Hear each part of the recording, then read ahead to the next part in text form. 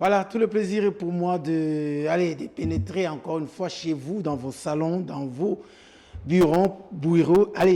vos bureaux, excusez-moi, pour pouvoir échanger autour de l'actualité en République démocratique du Congo. Vous en parlez, nous en parlons également. 15 février 2023, le gouvernement Sama Lukonde en République démocratique du Congo totalise 2 ans déjà. Oui, le gouvernement des Warriors totalise 2 ans, 24 mois. L'on retient quoi de ces gouvernements?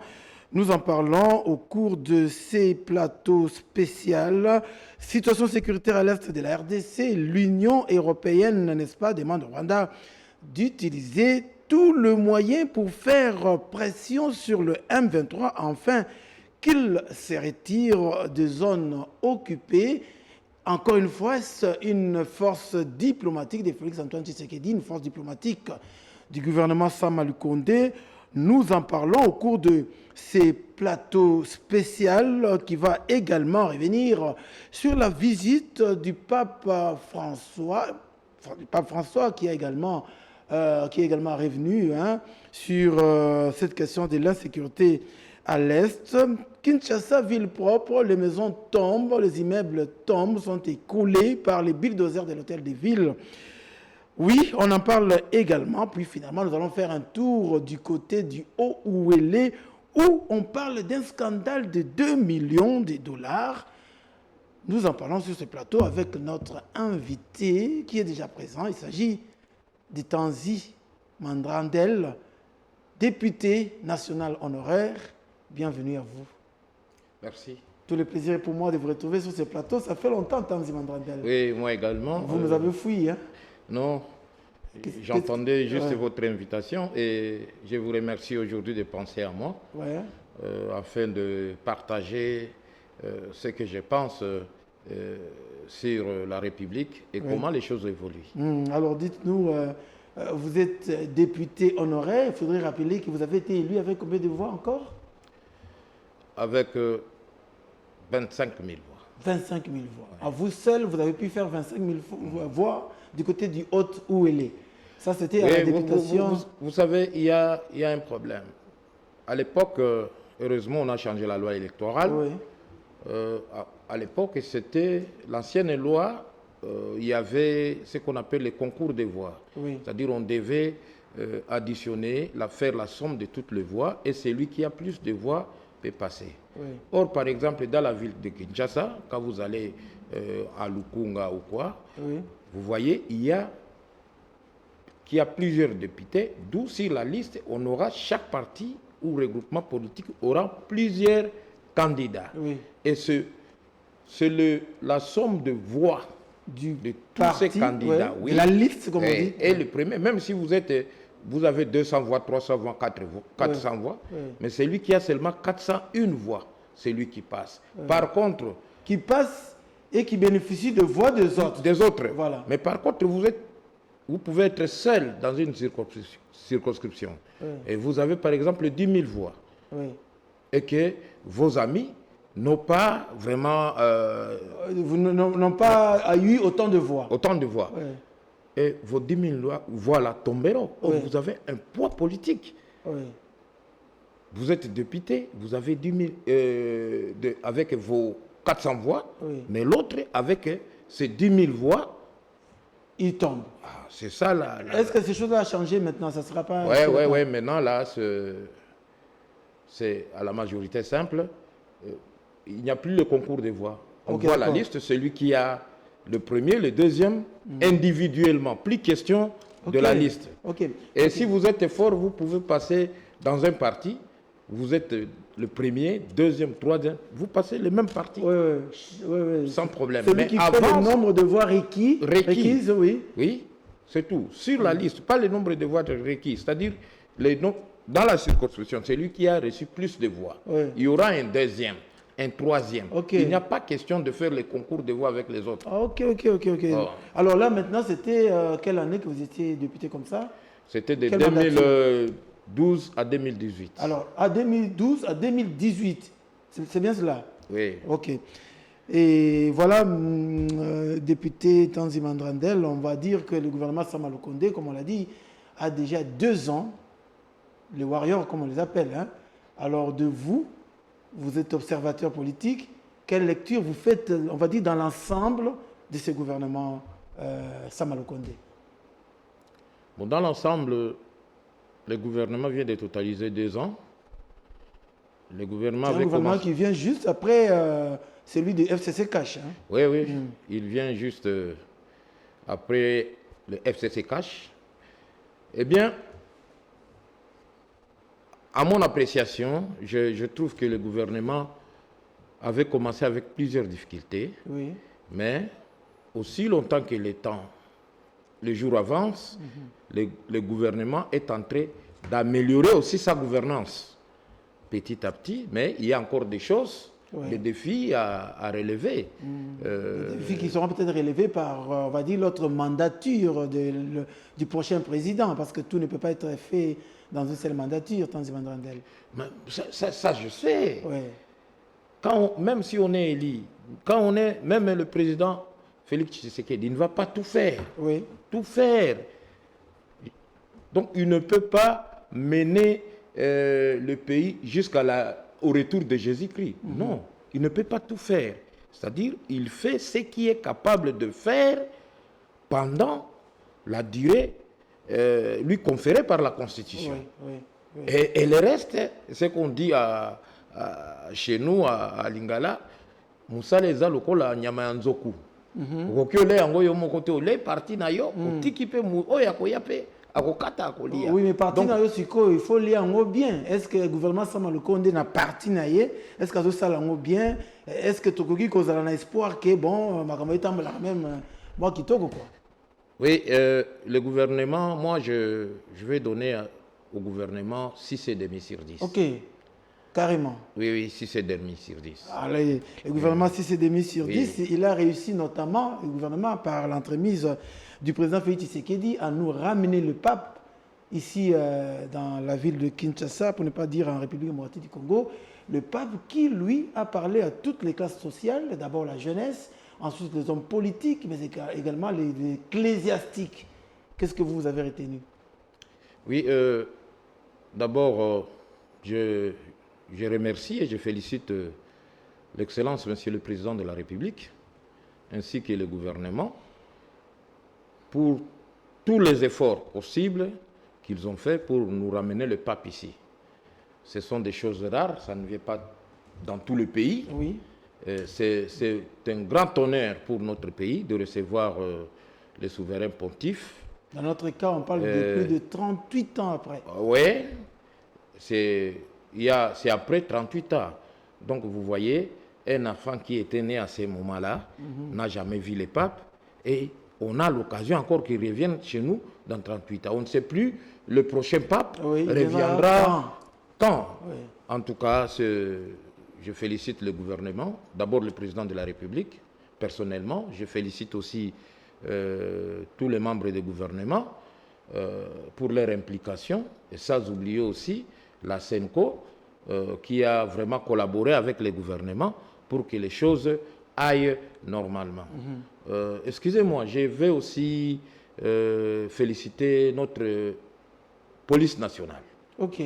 En tout cas, félicitations au général Kassongo et ainsi qu'à toute son équipe de sécurité pour la sécurisation de toutes ces activités-là.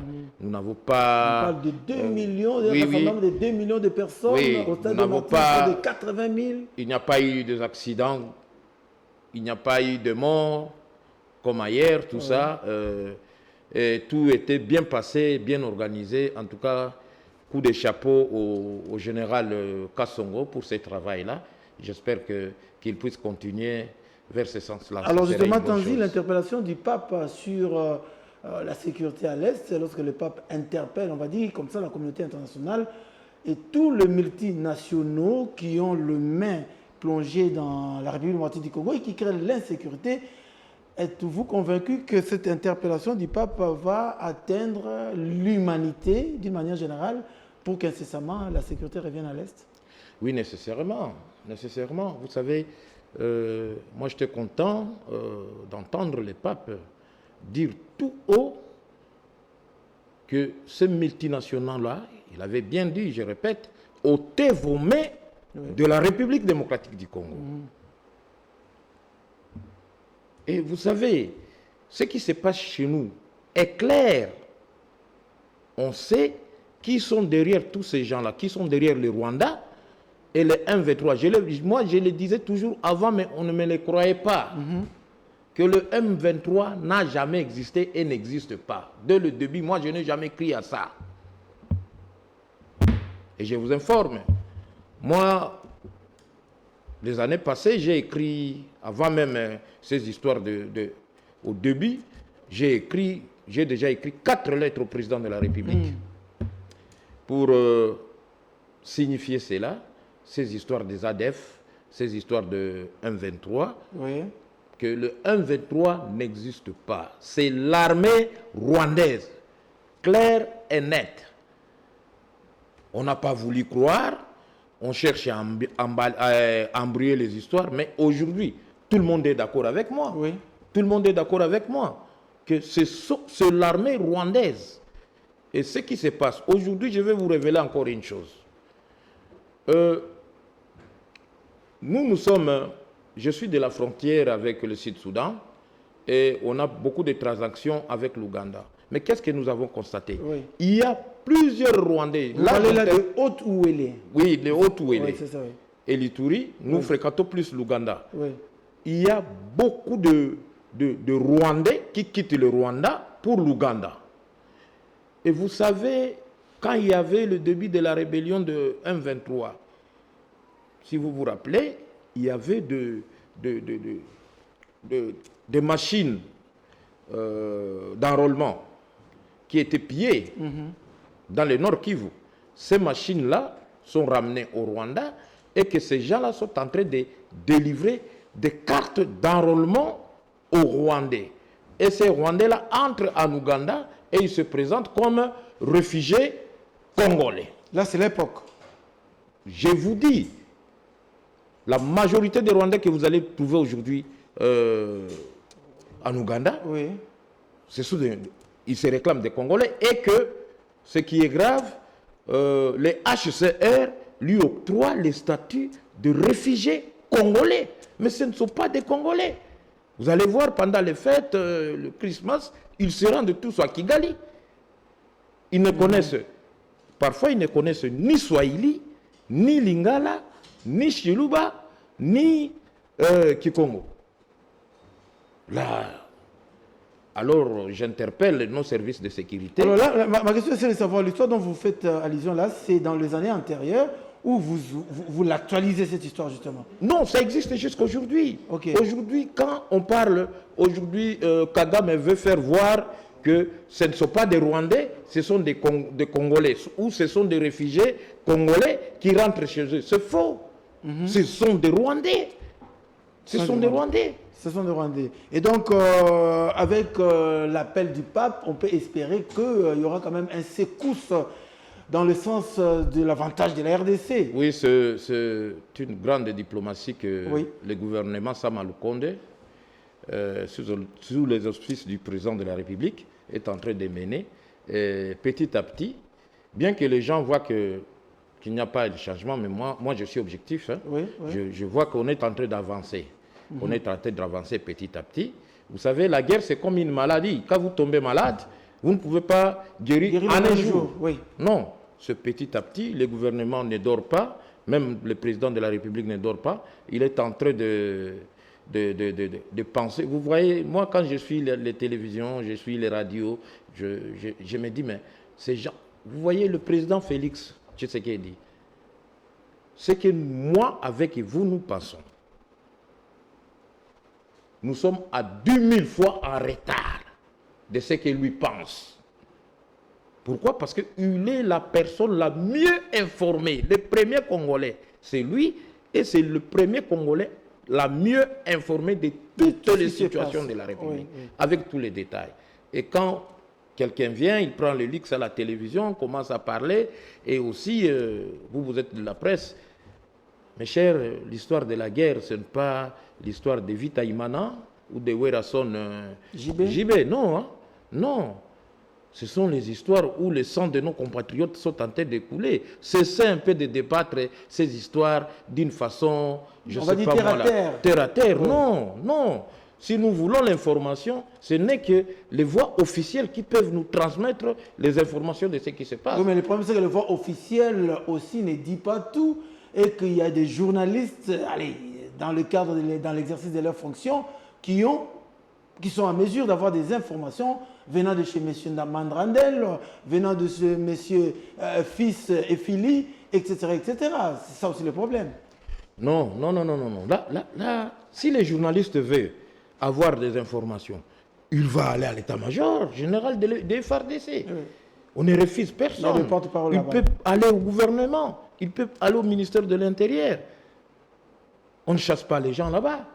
Ou s'il veut encore les informations, ne refuse pas, qu'il aille à Goma, trouver le chef des opérations. Et là, il se présente avec sa carte, qu'il fasse une demande, dès qu'il est, on l'accorde, il peut aller même jusqu'au front.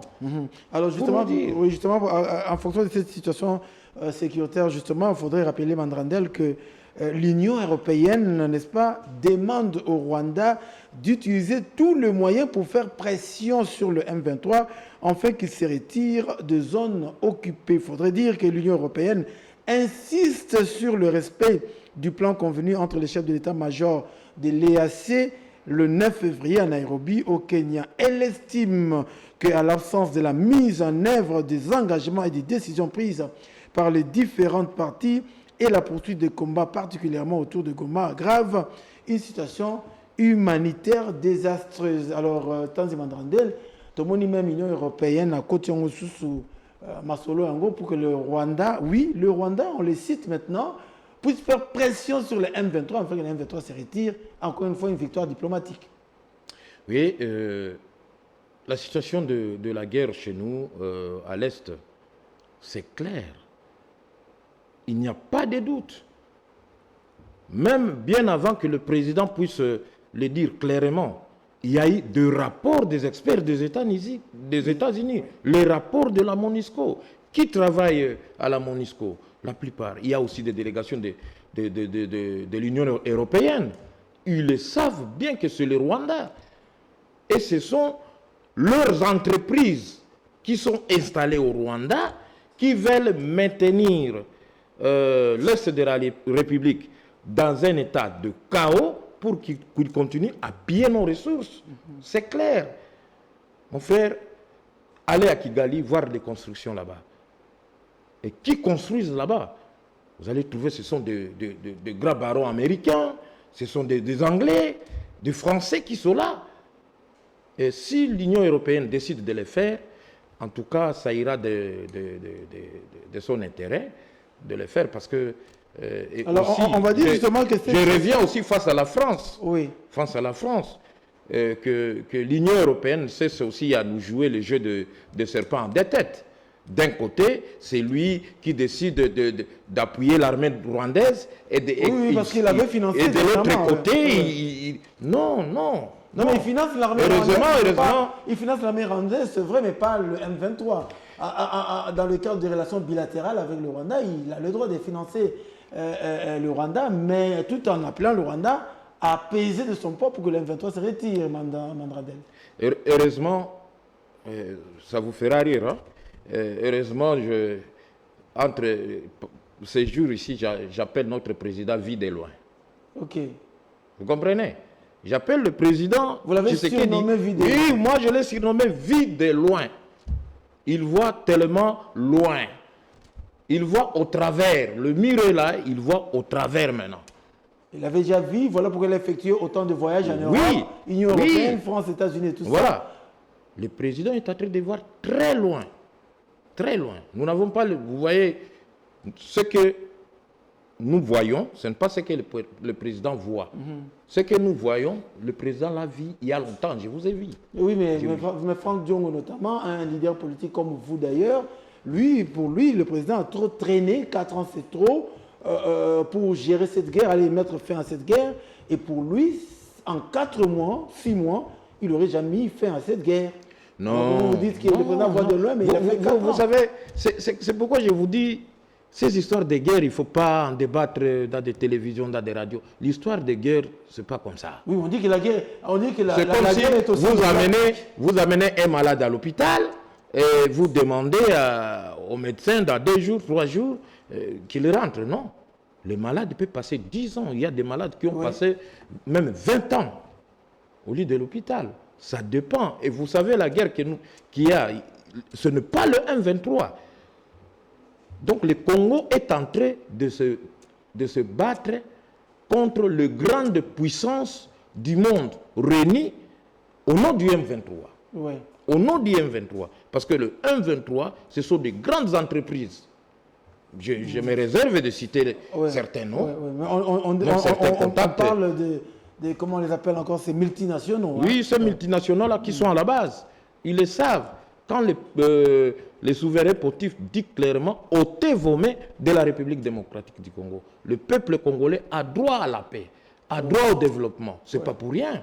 C'est un message fort à son niveau. Il dit d'ailleurs que la richesse de la RDC, au lieu d'être sa bénédiction, devient sa malédiction dans la mesure où elle attire tous les prédateurs. Et c'est la vie de femmes qu'on a vu pleurer là-bas, de femmes qui en souffrent, les enfants également. Oui, ça fait mal de voir comment nos frères, nos sœurs, nos vieilles mamans, nos vieux papas souffrent de déplacés au Nord Kivu, à Ituri. Ça fait tellement mal. Oui, mais vous, Ituri, vous, Haut-Ouélé, est-ce que vous avez comme ça, on va dire, un groupe, un leadership qui fait que vous pouvez mener des plaidoyers pour que, cette guerre finisse enfin? Oui. Parce que vous avez une part de responsabilité. Oui, nous avons... Non, chacun fait sa part. Hein? Ouais. Chacun fait sa part. Même moi, personnellement, je suis en train de conseiller ceux que je les connaisse. Par exemple, mes frères de l'Ituri, les appeler au calme, au dialogue. Nous avons fait beaucoup d'efforts en appelant au téléphone, nos frères qui sont à Bunia, nos frères qui sont partout, même ici à Kinshasa. On se souvient demander aux gens là-bas s'ils savent, le village où les enfants, les parents qui ont des enfants en brousse, qui sont entrés dans ces mouvements-là, qui leur disent de cesser. On se souviendra que Mbosso notamment disait sortez des groupes armés parce qu'il y a vous Tanzi Mandrandel, mais vous les leaders de cette partie du pays-là, qui vous plaisez aussi, n'est-ce pas, à maintenir cette situation d'insécurité. Il y en a en tout cas. Moi, je ne crois pas. Ouais. Moi, je ne crois pas à ça. Moi, je trouve que s'il y a vraiment les gens qui sont impliqués dans cela, on allait déjà les arrêter. Il ne faut pas blaguer avec la sécurité. En tout cas, notre sécurité ne va pas les laisser une seconde.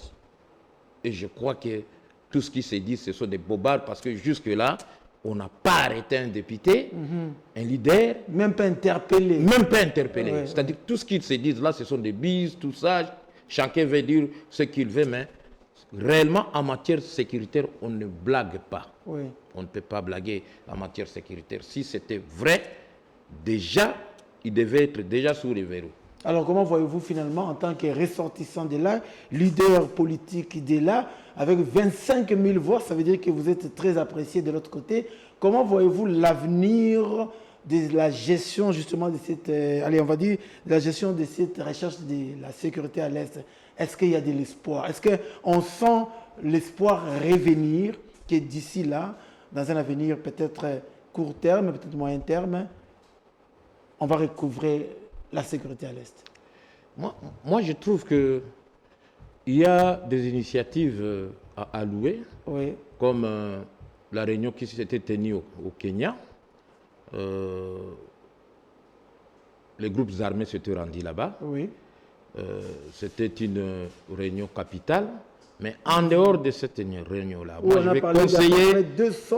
vais conseiller au gouvernement de réunir ces gens-là à Bunia. Le même groupe, les gens là qui étaient là avec le gouvernement, les différentes communautés de l'Ituri, qu'on puisse les réunir à Bunia. qu'ils disent ce qui ne va pas. Des fois, on cherche à politiser l'histoire, mais la solution est à côté. Et peut-être sociale. Et ici, à Kinshasa, tout se voit d'une façon politique. C'est ça le mal. C'est ça le mal. Alors, le réunir à Bunia pour rechercher quoi, justement? La paix, toujours on cherche la paix. À Nairobi, on l'a fait. Ouais. Mais qu'il revienne aussi à Bunia, parce qu'il y a des réalités. Qu'est-ce que l'évêque de l'Itouré avait dit? La vraie solution, ce n'est pas à Nairobi, c'est ici, à Bunia.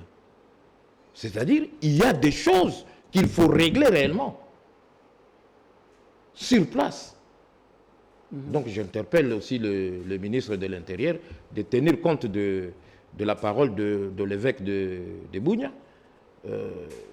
Et votre il parole, peut aussi avoir raison. Il faut exploiter. Le gouvernement est en train d'exploiter toutes les pistes.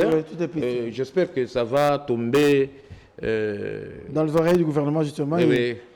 Alors, on va revenir à Kinshasa et puis on va repartir là-bas. À Kinshasa, vous habitez Kinshasa, j'allais dire Mongafula, dans ce secteur-là, mais vous êtes sans ignorer qu'il y a une certaine opération coup de poing qui aujourd'hui fait pleurer les Quinois. Hier encore, moi j'ai couvert cette opération au niveau des Lemba, où on voit des bâtisses de 2 millions, 5 millions de dollars être écroulées. Pensez-vous, Tanzi Mandrandel, que c'est vraiment le moment qu'il fallait le faire? Pensez-vous que la faute revient à l'État, la faute revient à la population? Oui, je sais qu'on ne négocie pas avec l'État. On ne négocie pas avec l'État. La force reste à la loi. La force reste à la loi. Mais le mal en est que la loi est mal appliquée. Expliquez-nous. La loi est mal appliquée ou on n'observe plus la loi. C'est ça le vrai des problèmes. Aujourd'hui, nous nous posons la question, où est la place de l'état des droits? Parce qu'il n'y a pas état des droits sans respect des textes. Il n'y a pas état des droits sans justice. Or, concernant la justice, si je l'ai dit, vous allez dire moi-même, je l'ai dit, mais le président de la République en a répété plusieurs fois. Ouais. Dysfonctionnement de la justice. Comment notre justice fonctionne? Tout le monde connaît. Or, mon compatriote, la justice, c'est la base. C'est la justice qui élève une nation. Et la justice voudrait qu'on ne prenne pas sans justice. Les constructions anarchiques? Les constructions anarchiques, d'accord. Mais les autres ne sont pas anarchiques. Il y a des comptes à rendre. Il y a des oui, mais celui qui n'est pas anarchique, on n'écroule pas. Moi, je vous dis, je vous donne un exemple. Ouais. Sur Nyangwe. Oui, sur Nyangwe. Sur Nyangwe. Et quelque part là, je vis une construction qu'on a démolie qui est dans les normes. Dans le quoi? Dans la parcelle. La parcelle est bien clôturée. Délimitée. Oui. Délimitée. Les bornes sont là. Mais c'est au-delà des bornes. C'est-à-dire qu'il y a des comptes à rendre. Il y a aussi ces histoires. Vous savez, ces histoires qu'on dit non, récupération des histoires de l'État, tout ça. Il y a à boire et à manger. Oui, mais est-ce qu'on ne peut pas... Ce que vous dites là, c'est peut-être vrai, hein, Tanzi Mandrandel, on n'en doute pas. Mais est-ce que ça n'entre pas dans le cadre justement de bévues?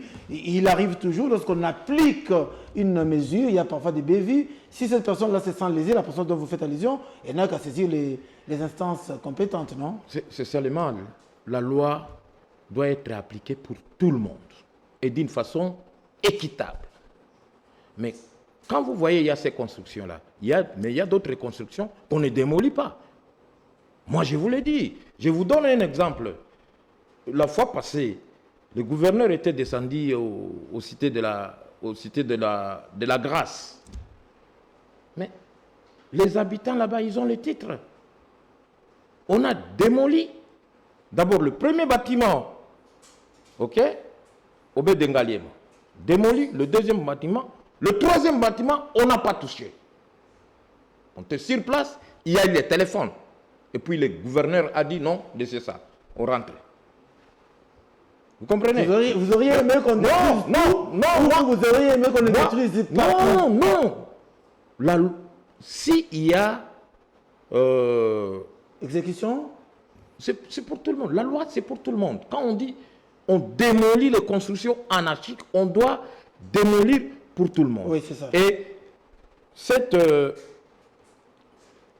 bâtisse que le gouverneur a laissée, ça appartient c'est une bâtisse d'un membre du gouvernement. Bon, Congo, vous avez banane. Donc, il y a des gens qui ont les droits au Congo et il y a des gens qui n'ont pas de droits. Ça pose un problème. Et il y a même des terrains aujourd'hui. Problème de justice, on est en train de dire. chasser les gens sans les indemniser. Par exemple, à la Cité de la Grâce. Non. Ces gens-là ont des documents et qu'ils ont travaillé sur le terrain et les ont rendus viables. Et maintenant, il y a la convoitise. Oui, mais quand il y a quand même un problème, s'il vous plaît.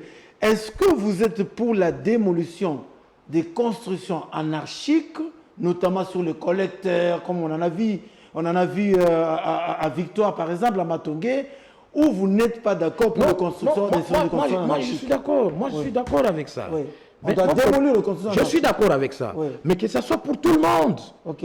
Pas pour les gens, les pauvres, et les riches, on les laisse. Ou bien les membres des familles, les connaissances. Non. Là, ça remet en cause l'état des droits. Oui. Ça remet en cause le travail que fait le gouverneur. Ça remet en cause la justice. Moi, je te présente, quand on a appelé le gouverneur, il était là, il a pris le téléphone et la machine a avancé pour casser cette maison-là. Et puis, il a dit halte. Alors, on aimerait bien, si ce que M. Tanzi dit est prouvé, on aimerait bien que l'hôtel de ville puisse nous expliquer. On aimerait bien que l'hôtel de ville, justement, puisse nous expliquer le pourquoi on a laissé telle bâtisse. Après, on va casser une autre bâtisse. Et puis, cette bâtisse reste là. On aimerait bien qu'on puisse nous dire le pourquoi. Voilà. Alors, Tanzi Mandrandel, mais maintenant, je posais la question, toujours dans le cadre de cette destruction, allez, on va dire, comment on va dire ça, l'écroulement des constructions anarchiques. Est-ce que le moment est bien choisi par rapport au fait que nous sommes en plein année électorale? De votre analyse. Bon, moi, je trouve que on détruit le moment, alors que les gens à qui on détruit sont les électeurs. Le moment n'est pas bien choisi. Oui. Le moment n'est pas bien choisi. Pourquoi? D'abord, le pays va mal. Parmi les mal là, c'est aussi parmi les mal d'abord. Oui. Le pays est en guerre. Oui. Le pays est en guerre. Là où les Rwandais sont en train de chercher à nous prendre nos terres. Oui. Tout le monde, tout Congolais a un cœur brisé. Et deuxièmement, nous nous approchons. Nous sommes maintenant en pleine période électorale. Ça a commencé avec les enrôlements. Oui, c'est ça, oui. Il faut laisser les gens calmes, réfléchir. Il faut laisser les gens dans la rue. Il faut laisser les gens sur le collecteur. Non. Les gens prendre les emprises publiques. Je vais vous dire ceci. Ces gens-là n'ont pas construit aujourd'hui. Ça, je vous l'ai dit. Oui, mais ils sont à la base notamment des inondations que nous vivons. Il n'y a pas un problème. Quand ces gens-là ont commencé, c'est ça aussi. Il faut qu'on change le système. Donc, la façon de gérer les services des affaires foncières et l'urbanisme. Je vais vous dire une chose. Dis-moi un peu quel est le travail de service des affaires foncières aujourd'hui pour la population. Il fait quoi? Les terres, il gère les terres. Ensemble avec les urbanistes. C'est à eux de protéger la population. C'est à eux de protéger. Je vous donne un exemple. Allez à Matadi. Allez à Bukavu. Voyez des constructions. Pas si loin. Allez dans mon quartier, là où il y a eu les problèmes, au-delà de Matadi Kibala, là où c'était brisé. Il y a eu l'érosion là. Oui. Vite. D'ailleurs, je félicite le gouvernement. Qui a rétabli la circulation rapidement. Mais il y a un problème. Le talus qui est là, la terre nue qu'on a laissée là, mais ça va se briser. Avec l'érosion toujours. Mais pourquoi pas construire? Je suis passé partout dans d'autres pays. Je vis là où on construit à côté des montagnes. L'État sécurise, même pourquoi pas les avenues. Un peu comme on a fait dans Zela Maï. Voilà. Mais ils ne font pas ça. il ne faut toujours crier. Quand il y a un problème, il cherche à se dédouaner. Non, ce sont des... J'ai eu un peu de peine à supporter quand le ministre des Affaires foncières disait au président de la République, nous étions là, que ce sont des constructions anarchiques. Or, ces gens-là ont des titres. Et ces gens-là viennent de perdre leurs frères sur place. Ça fait mal. Oui, mais il y a un problème, Tanzi. On parle de construction anarchique. Hein? Acceptez que je puisse insister là-dessus. Hein, parce que qu'est-ce qui est anarchique? C'est ça, justement. Qu'est-ce qui est anarchique? C'est ça le problème. C'est pas anarchique. Oui. Voilà. Parce que quelqu'un qui a... Le ministre, le ministre n'a pas qualité d'octroyer, par exemple, les titres. Oui. Il n'y a que les conservateurs. C'est ça ce que la loi dit. Oui. Mais il doit surveiller ce que font les conservateurs. Le ministre ne peut pas se présenter d'emblée pour déclarer que c'est anarchique. Ça vérifier. Non, ça ne se fait pas. Et aussi, j'ai dit, ils doivent mettre une politique pour sécuriser la population. Il y a des érosions, par exemple, dans mon quartier. Vous allez, par exemple, à Matadikiba, là, du côté des Mbeseke, il y a du côté de Moussangu, de Sans-Fil. Il y a des érosions. Mais que fait le gouvernement? Le gouvernement n'attend que les gens meurent pour aller vite intervenir. Justement, le gouvernement, Tanzi Mandrandel, qui félicitait tantôt le gouvernement Sama Lukonde, qui a totalisé 2 ans, interpelle aussi toujours ce même gouvernement à, on va dire, à anticiper les choses. Hein. C'est ce que vous voulez, que le gouvernement puisse anticiper, oui. Ne pas venir en... Il ne peut pas... Oui. Je veux que le gouvernement soit préventif, oui, devant les faits. Il faut qu'il puisse octroyer les vaccins dans tous les secteurs pour que ces secteurs-là ne tombent pas malades, mais pas toujours aller maintenant visiter les secteurs qui est déjà à l'hôpital, à l'état létal. Ça pose un peu les problèmes. Ça pose un peu c'est pourquoi je vous ai dit... Excusez-moi que j'ai apprécié le gouvernement, je lui ai donné 6,5. Oui, 6,5. Alors, voilà. Elle atteindra le 8 lorsque notamment elle va anticiper les choses, ça va ajouter quelques pourcentages. Oui. Chaque jour, hein, ce que je félicite le gouvernement Sama Lukonde, chaque jour, il y a quand même des améliorations dans tous les secteurs.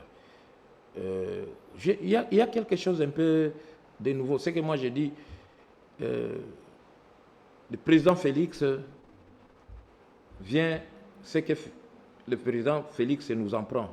Il nous apprend qu'il n'y a pas 2 101. Ok. Il n'y a pas 4 103. 103. La situation qu'il a trouvée, le président est en train d'ajouter 1 plus 1 plus. Il ne cherche pas à ajouter 100. Ne fût-ce qu'un d'abord, un dans tous les secteurs. Et puis, il viendra commencer à ajouter 2 dans tous les secteurs. Voilà. Un exemple que le président nous a donné, et dont moi je félicite et je suis jaloux de ça, j'ai surveillé ça seconde par seconde, le projet de 145 territoires. 145 territoires, voilà. Je surveille ça dans ma circonscription. Le territoire de Farage, je surveille ça. J'ai même engagé certaines personnes pour aller chaque fois vérifier comment ça marche là où les constructions... Et donc le projet 145 territoires à Faraja, au Haut-Ouélé, c'est bien cela? Oui. On peut dire que ça marche, ça évolue?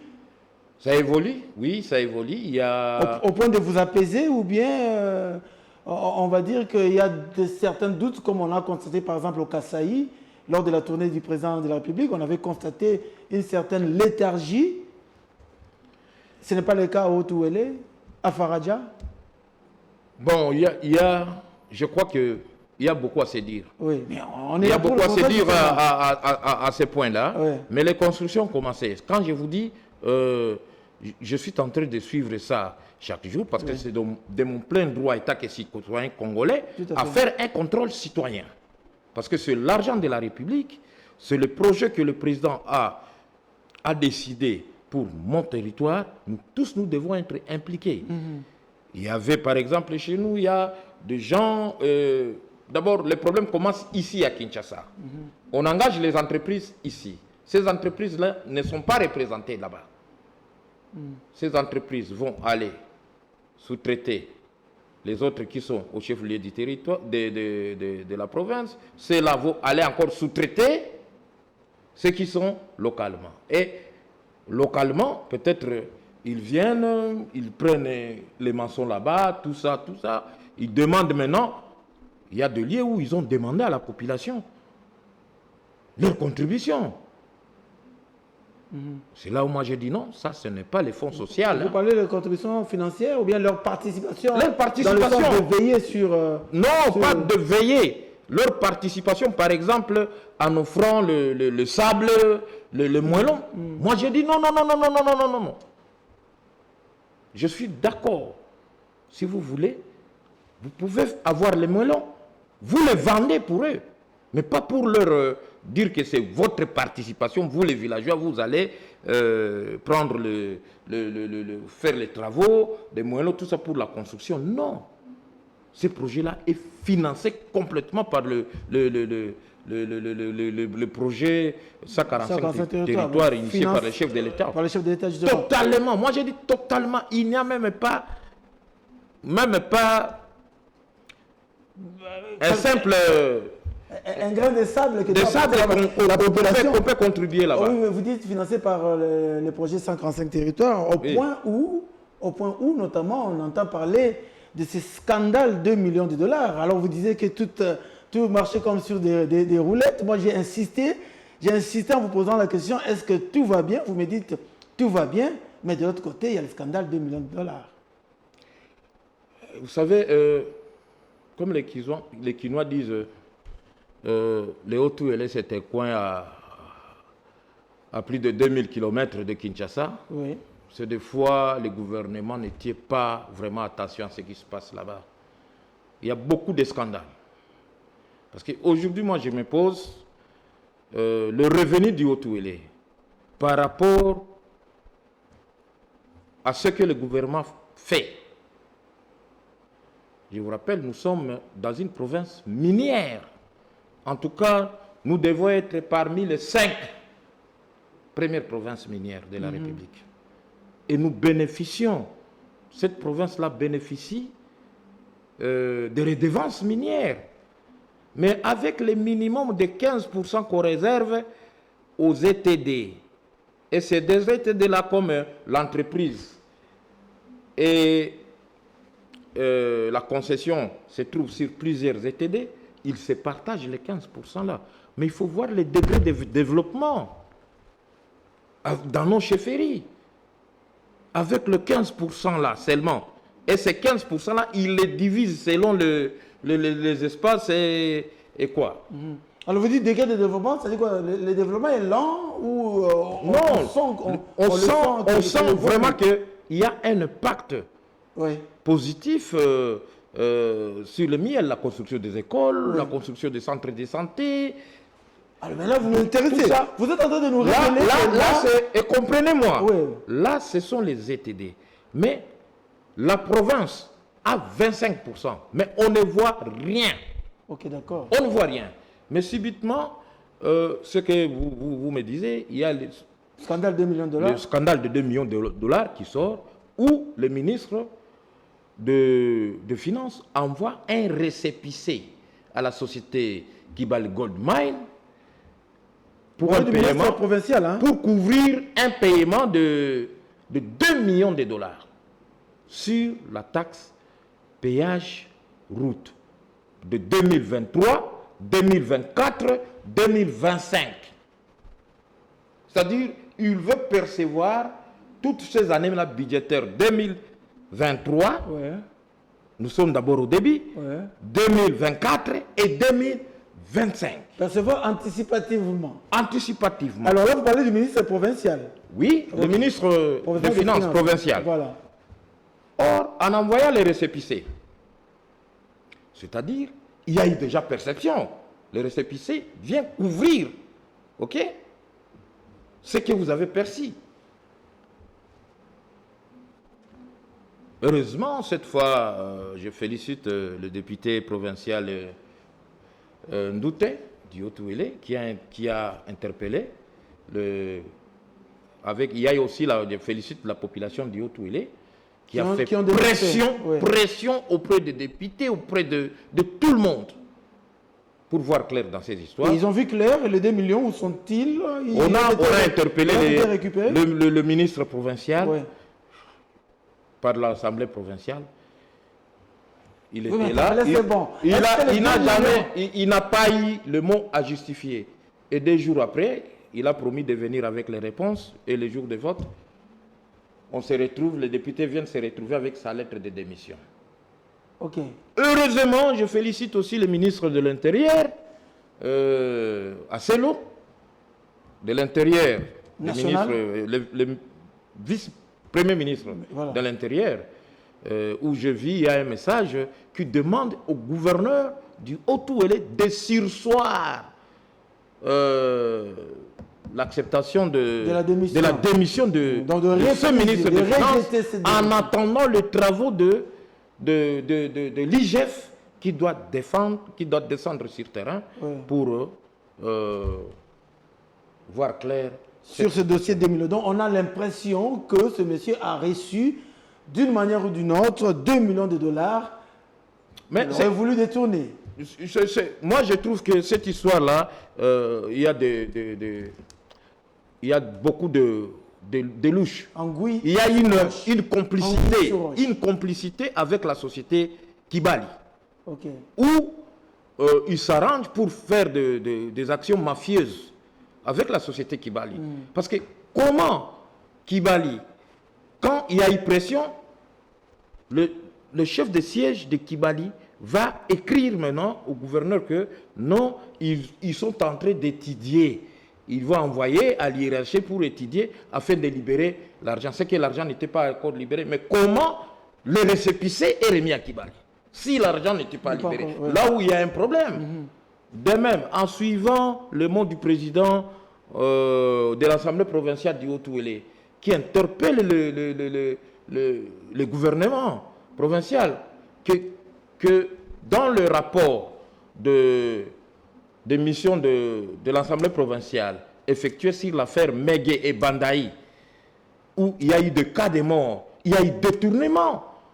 Il y a eu détournement de l'argent de PAP, des personnes affectées par les projets. Au lieu que Kibali puisse payer, il a remis ça, je ne sais pas moi, par intermise de la province, où on a détourné, on part chasser les gens sans être indemnisé. Alors, mais justement, le gouverneur, de la province, quel est son rôle dans tout ça? Parce qu'il est là, justement, il est là, il est là pour veiller. Voilà, ça posait des problèmes jusqu'à ce que... Et quand je me suis rappelé seulement quand le président de l'Assemblée provinciale a dit « Nous avons déjà parlé sur de telles situations il y a longtemps où nous avons demandé que le ministre doit quitter le ministère des Finances dans les recommandations qui n'étaient pas respectées. Et aujourd'hui, on ne peut plus tolérer. J'ai compris qu'il y a eu aussi une malversation financière à ce niveau-là. Que vous dénoncez d'ailleurs. Oui. Que vous dénoncez d'ailleurs. Oui, que je dénonce. Comme vous dénoncez l'insécurité qui est grandissante toujours au niveau de cette province également. Oui, il y a aussi l'insécurité. Je demande surtout à nos services de sécurité de s'occuper vraiment à protéger la population et leurs biens. Il y a des attaques partout. Les phénomènes, par exemple, dans la cité de Dourba. Quoi, le phénomène Koulouna, on va dire comme ça? Aujourd'hui, dans la cité de Dourba, il y a aussi le phénomène Koulouna qui commence à faire rage. Vous allez dans des sites miniers, là où il y a toujours des cas de mort. On a aujourd'hui, actuellement, la semaine passée, j'ai appris qu'il y a eu des coupeurs de route qui viennent avec les armes, arrêter les bis, piller tous les passagers, tout ça. Il faut que la sécurité soit renforcée. Je demande au commissaire, c'est pas moi le titre, hein, on appelle toujours le général de la police. Commissaire provincial. Commissaire provincial, merci, de la police du Haut-Ouélé, même le général de notre armée, tout ça c'est la sécurité et l'ANER, qu'ils puissent renforcer la sécurité, qu'ils cessent d'abord d'envoyer leurs agents, les policiers, les quoi, aller protéger les Chinois. Non, les militaires, non. Si les Chinois veulent la protection, qu'ils aillent à la police, il y a la police de protection. Ce n'est pas la police territoriale. Et les militaires, dans les sites, ce n'est pas une bonne chose. Merci Mandrandel. Peut-être un mot pour terminer. Oui, les mots pour terminer, c'est que je vais demander seulement... Vous êtes enrôlé, hein, j'espère. C'est ça ce que je voulais dire. Moi, je ne suis pas encore enrôlé. Oui, je ne suis pas encore enrôlé parce que je vais me déplacer pour aller m'enrôler dans mon territoire, Farage. Très bien. Où nous attendons encore de voir aussi les actions du gouvernement provincial. Très bien. Hein? Merci beaucoup. Merci, hein, merci monsieur Tanzi Vandrandel. Tous les plaisirs étaient pour moi de vous recevoir. Oui, moi aussi, je vous remercie aussi. Je vais encourager aussi, là où je reste quand même, les gens de mon quartier, surtout la police, l'ANER. Vous savez, chez nous là-bas, il y avait le recrudescence de Koulouna. Il y a la police, l'ANER et l'armée qui fait bien son travail. Je les félicite. Et à Mongafoula là-bas, du côté de Matadekibala, sans fil, il y a aussi l'association l'association Lissonaliso, qui est dans les quartiers, qui aide les policiers à arrêter les Koulouna. Je les félicite, merci. Et j'encourage le gouvernement Sama Lukonde, je lui dis joyeux anniversaire de 2 ans. Merci, merci. C'est par cette note, belle note d'ailleurs, de Tanzi Vandrandel que nous clôturons plateau spécial aujourd'hui. Merci à Fils et Philly, merci à Junior Konodoni, merci à Nono Numbi qui ont travaillé pour que vous puissiez nous recevoir chez vous, nos téléspectateurs de haute facture. Plateau spécial, nous mettons un point final aujourd'hui. Nous revenons lundi en direct, 10h, avec des nouveaux invités, une nouvelle thématique. D'ici là, restez bénis du programme d'Univers Télévision.